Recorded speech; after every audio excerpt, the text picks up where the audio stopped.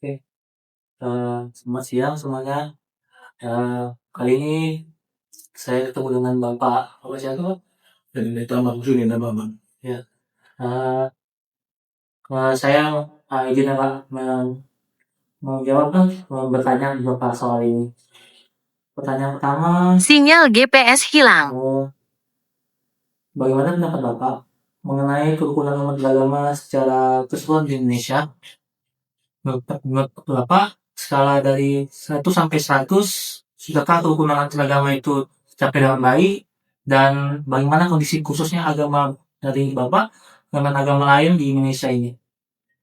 Ya, terima kasih atas ya kunjungan yang boleh kita bantu memberikan penjelasan ataupun pemahaman pendapat kita tentang masalah kerukunan beragama di Indonesia. Ya, boleh kita katakan kerukunan umat beragama itu yang seharusnya harus kita rawat, harus kita jaga di tengah-tengah bangsa dan negara kita. Dan kalau berbicara tentang keseluruhan, boleh kita katakan harus ya secara dari sudut kekristenan ataupun kita lihat bahwa memang kita boleh sepertinya masih kurang begitu signifikan lah masalah tentang kerukunan umat beragama di tengah-tengah bangsa kita secara keseluruhan. Ya masih banyak kita lihat eh,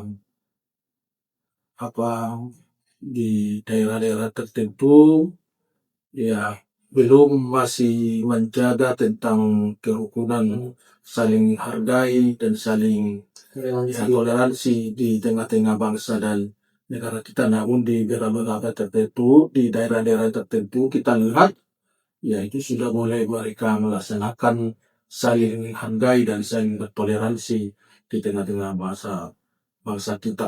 Ya, itulah yang boleh yang kita katakan tentang masalah ya skala ataupun kalau boleh kita katakan berbicara tentang skalanya tadi tentang agama Indonesia ini, kalau menurut saya ya itu masih belum maksimal lah.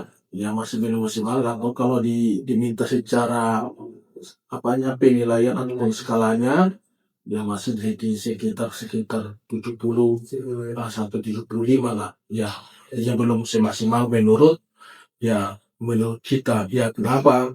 Karena di daerah-daerah tertentu itu tadi kita jujur saja ya kalau masalah misalnya di Kalimantan kita pernah melayani di sana saling menghargai itu sangat luar biasa. Ya, tetapi kalau sudah kita pergi ke daerah Jawa sana, ya kita lihat aja terakhir ini juga kan di gereja kita juga Natal tidak dibolehkan. Ya, tetapi kenapa begitu?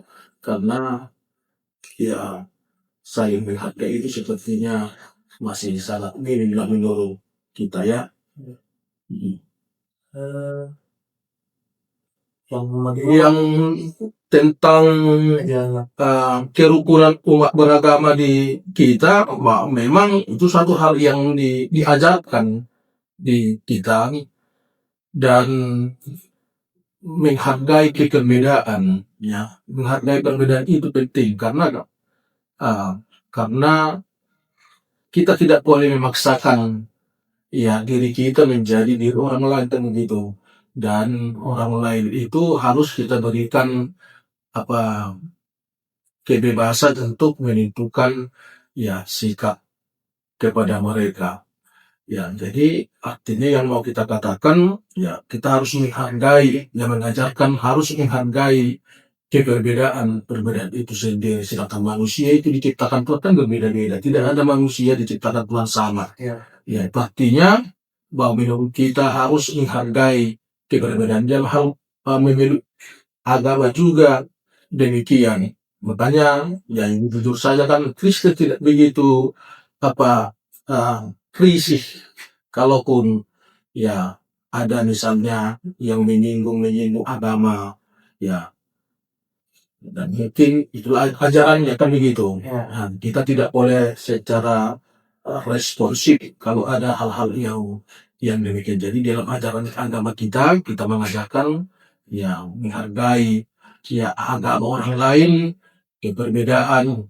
Apalagi di gereja kita kan ya buktinya itu kan di daerah Tapanuli sana kan secara umum kan ada saja misalnya gereja agama Muslim kan tidak begitu diusiki mereka.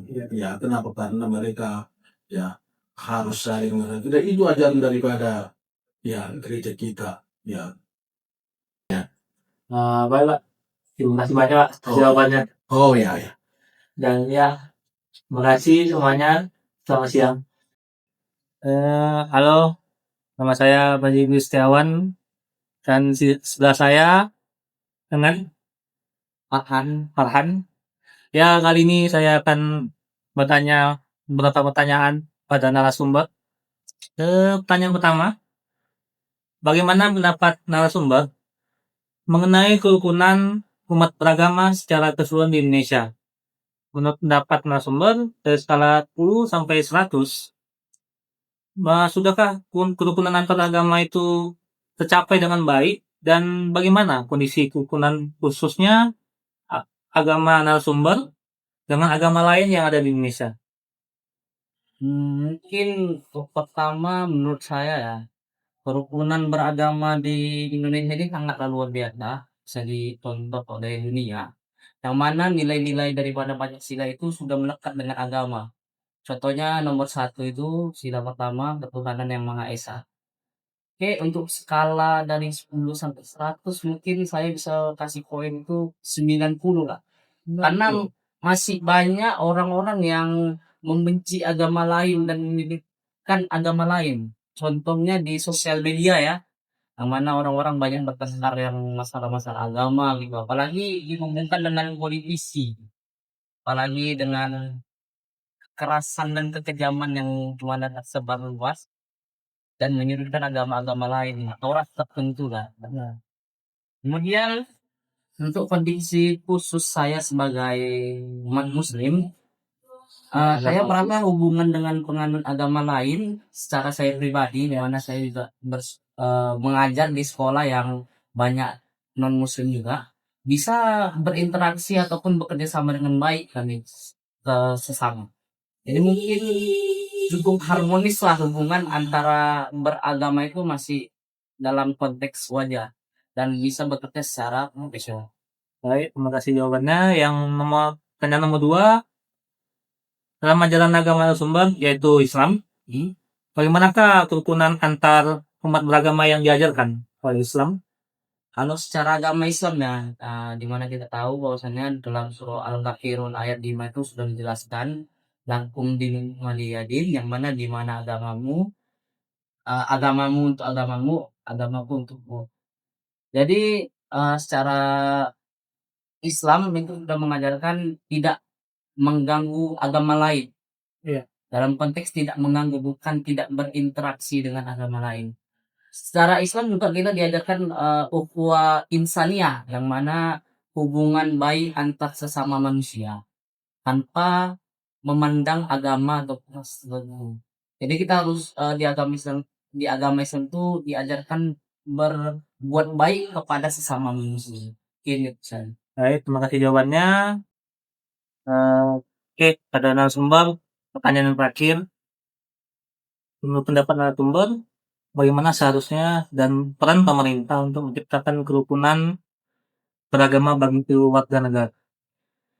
Yang pertama, pemerintah itu memiliki peran sebagai fasilitator atau penegak hukum. Pemerintah itu harus bisa menciptakan yang pertama itu regulasi yang adil, yang mana seluruh pemegang atau yang mempercayai agama itu mampu menjalankan agamanya sesuai dengan ajaran-ajarannya masing-masing. Yang kedua itu sosialisasi moderat beragama, yang mana untuk mendakwakan agamanya itu jangan terlalu keras, karena kita tahu isu-isu belakangan ini yang terlalu keras dalam menyampaikan dakwahnya dalam beragama. Dan yang terakhir itu tindakan tegas pelaku SARA, mana yang suka mengata-ngatai agama lain ataupun suku ataupun ras tertentu.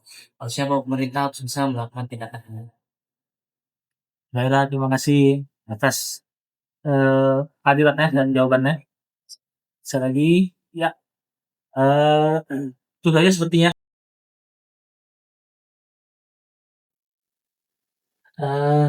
Oke, selamat sore.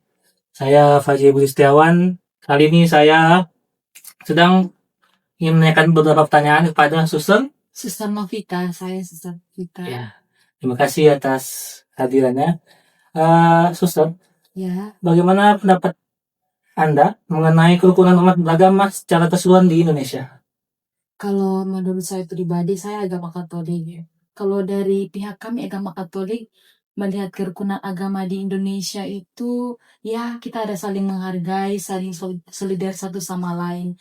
Misalnya ketika melihat agama lain sedang berdoa, kalau kami dari Katolik, kami menghargai mereka. Kepercayaan mereka tidak menghakimi bahwa ini adalah agamanya seperti ini, namun kita saling. Baik, menurut Suster, dari skala 1 sampai 100, sudahkah kerukunan antaragama Indonesia ini tercapai dengan baik?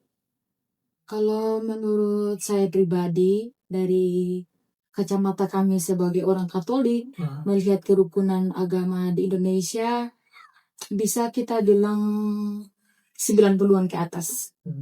Ya, itu menurut kami dari pihak Katolik melihat bahwa ya kami melihat itu bukan suatu perbedaan atau suatu masalah untuk kami pribadi. Gitu ya. Dalam ajaran agama Suster, bagaimanakah kerukunan antar umat beragama diajarkan? Kalau dalam agama Katolik diajarkan itu saling mengasihi, saling menghargai perbedaan satu sama lain, agama lain. Dan terakhir, Ya, menurut Suster, bagaimana seharusnya dan peran pemerintah untuk menciptakan kerukunan beragama bagi seluruh warga negara? ya kalau menurut saya pribadi, pemerintah harus memberikan kebebasan setiap agama untuk berdoa atau beribadah ya sesuai dengan keyakinan mereka masing-masing. Artinya kebebasan ini adalah ketika ada agama lain yang mengganggu, pemerintah harus berperan aktif untuk melindungi agama tertentu yang merasa terganggu sehingga mereka bisa menjalankan ibadahnya itu dengan baik. Baik, ya segitu ya Suster. Terima kasih atas waktunya. Oke. Ya, terima kasih. Selamat siang. Halo, selamat siang. Hari ini saya bertemu dengan Federativo, papahan. Katolik misalnya mengajarkan ini dalam Alkitabnya. Muslim mengajarkan ini dalam Al-Qurannya. Nilai yang sama mana? Nilai yang kita lihat. Bukan terlebih kutipannya, tapi nilainya. Di situ barangkali. Nah, mungkin dialog antar beragama ini sangat penting ditekankan selalu. Atau sangat rutin. Pemerintah juga kiranya melibatkan banyak agama dalam berbagai kegiatan di negara ini. Entah itu kegiatan pemerintahan. Contoh baik misalnya, kalau ada, mungkin contoh dari saya usul, kalau ada acara kenegaraan misalnya kan, atau upacara tiap hari sini, di lembaga perkantoran negeri, bisa berganti-ganti dibuat. Hari Senin ini memimpin doa dari umat muslim. Hari Senin depan memimpin doa dari umat Katolik. Itu kan hal sederhana, tetapi itu sudah membina persatuan untuk mengukur itu tadi yang supaya menghindari perpecahan tadi. Hal-hal begitulah. Jadi tidak terlalu tampak mana mendominasi, mana yang tidak mendominasi. Tapi kita semua sama. Agama kita berbeda, tapi kita harus bersatu. Karena bagaimanapun kalau kita tidak bersatu di negara yang kaya akan keanekaragaman ini, kita sendiri yang tersisa. Kita tidak menyayangi sesama kita. Ada dendam dalam diri kita. Objek yang kita tidak kita senangi itu pasti menderita, tidak nyaman. Jadi sama-sama tidak nyaman sebenarnya. Jadi bagaimana supaya nyaman? Itu tadi. Kita berusaha saling mencari jalan bagaimana kita supaya nyaman, tentram, sejahtera tinggal di negara kita ini, dapat dengan nyaman menghidupi agama kita masing-masing. Terima kasih jawabannya sangat baik Bang. Dan ya, terima kasih atas waktunya. Saya Bayu Tewan dan selamat siang.